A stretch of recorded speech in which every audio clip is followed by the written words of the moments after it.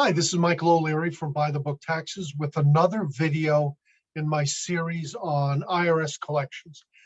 In the last video I gave a very brief overview of what's called the Offer and Compromise Program, in which the IRS attempts to determine whether or not a taxpayer can full pay their tax debts or whether or not they qualify to settle their tax debts for less than 100 cents on the dollar. There's a lot of misinformation about this topic.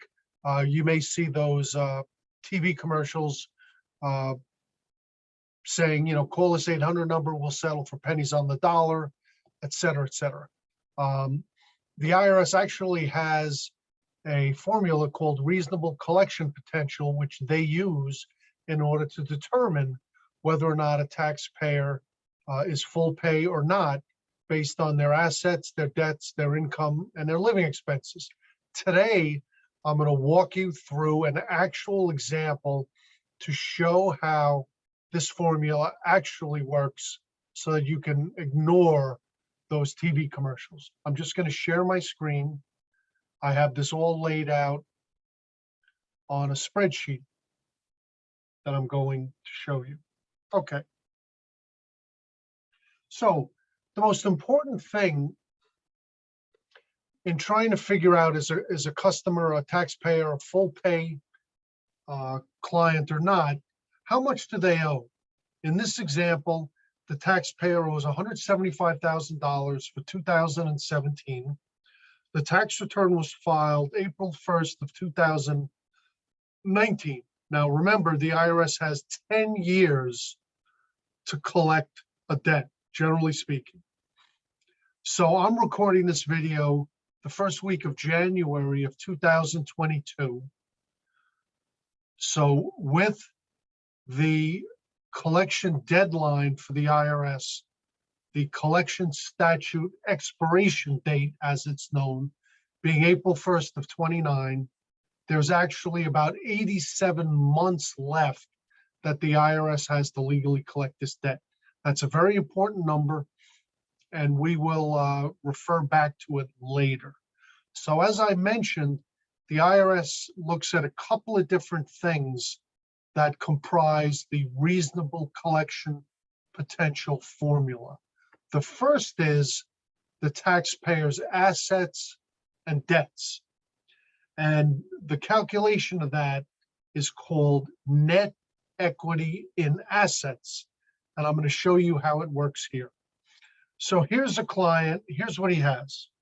$3,200 of cash in the bank, a retirement account of almost $43,000, cash value life insurance of $3,500, a vehicle that has a Kelly Blue Book value of $15,000, and a home that has an appraisal value on Zillow of $750,000. The IRS likes Zillow. Okay, so his total assets are just short of $815,000. Now, the IRS has a concept called quick sale value. And the way this works is, let's assume you had to convert all your assets to cash in a hurry in order to pay the IRS. What could you sell your assets for? The IRS gives you a discount, or I call it a haircut, of 20% on your non-cash assets. So here, QSV, quick sale value, for your cash is 100 cents on the dollar. They don't give you a discount on that. The retirement account is worth $43,000, but we're only calculating $28,000 almost as going towards the quick sale value. Why is that?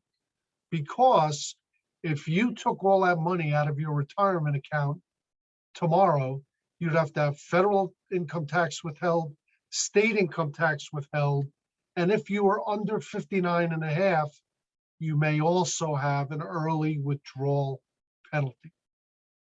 Okay, so you get the discount on that to account for the taxes you must pay. Cash value life insurance, if you can draw on it, once again, cash is 100 cents on the dollar. Here's the vehicle. So you see the quick sale value of the vehicle is $12,000 versus a Kelly Blue Book of $15,000. So there's the 20% haircut of $15,000, and they reduce the asset value to 12. Same concept with the house. Quick sale value is 80% of the $750,000, 20% haircut, $600,000 quick sale value. You add it all up, you have quick sale value of $647,000 almost. There's an couple additional reductions here. You also have to reduce the quick sale value by the value of any loans outstanding. The vehicle has a $4,768 loan outstanding. That gets deducted from the asset value. And the home has a $475,000 mortgage. That gets deducted. So here's how it works.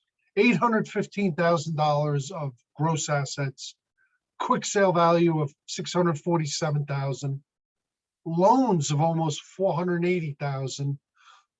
So the net equity is just under $167,000. Couple of additional deductions here. You can deduct either $1,000 of cash from this cash amount or a month of your living expenses up to, but not exceeding the cash value. Okay. So this client actually has about between $10,000 and $11,000 of monthly living expenses. So you can't deduct all of that and make that cash number zero, but you can use 3,200 of it to zero out the cash portion of the assets. In addition, there's an additional approximate $3,650 deduction on the vehicle asset value.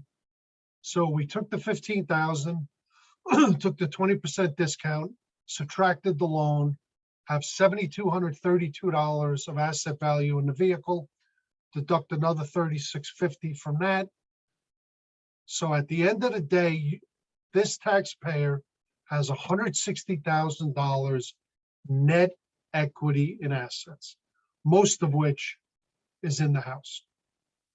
Okay, the next concept, after looking at assets and debts, the IRS looks at income and living expenses. I'm going to jump around a little here. So we're going to start, and they call this future income analysis. This client is self-employed, has $15,000 of net business income per month. Okay, so that's the income piece. Now we're going to look at expenses.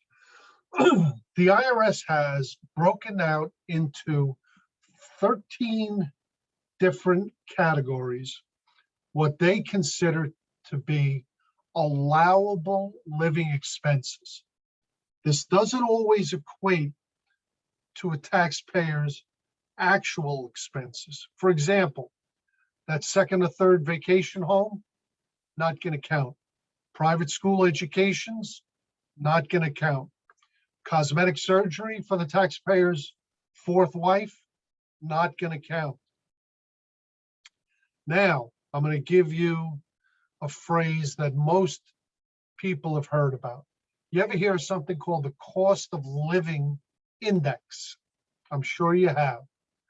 It's how they measure inflation. Well, the IRS gathers data from the US Census Bureau, as well as the Department of Labor. The Department of Labor puts together things called, the cost of living index, which shows down to the county level in this country what it costs to live, whether it's food, clothing, and shelter, automobile ownership, transportation, health insurance, medical, the child care, life insurance, all these different categories. I call it the Bureau of Labor Statistics, have come up with these national averages, county level averages across the country for every county you live in. So what the IRS does, instead of allowing you to deduct every dollar on every item you spend every month, they've come up with standards.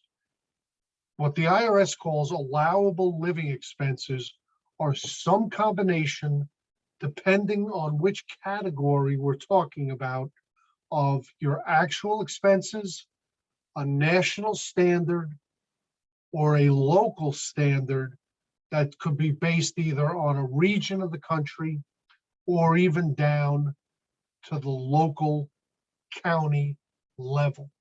So these standards are applied against these categories to determine what the IRS calls your allowable living expenses. Subtract the allowable living expenses from the monthly income, and you arrive at a number which the IRS believes is left over to pay towards your tax debt each month. So here's how it works. This client, single parent, 3 children, living in Fairfield County, Connecticut, where I am. So it's a household of 4. So there are actual expenses, you have the standards, and then you have what is allowable. So for food, clothing, and miscellaneous, you just take the national standard. For a family of 4 in Fairfield County is $1,740. Housing and utilities, the actual is $37.28. The standard is $36.20. So what the taxpayer is allowed is $36.20. And you go down for each of these categories, you look at the actual versus the standard, and you pick the number that you're allowed to take. So we have food and clothing, housing and utilities, vehicle ownership, vehicle operating, public transportation. This client takes the train into New York City, health insurance, out-of-pocket medical care, things like prescriptions, court-ordered payments, alimony, child support, life insurance, current year taxes, monthly taxes based on the $15,000 of income. So this taxpayer ends up with total monthly living expenses, allowable living expenses of $11,265. Subtract that from the $15,000 of income, and the IRS believes that this taxpayer has $3,735 left over each month after paying their living expenses without creating a hardship that can be paid to the IRS. So now we're going to put it all together to figure out if this client is a full pay client or not a full pay, and if the IRS would accept less than the full amount that is owed. So you put together the equity and the income. Here's what you come up with. From the other page, the net equity and assets of $160,000 that we came up with over here.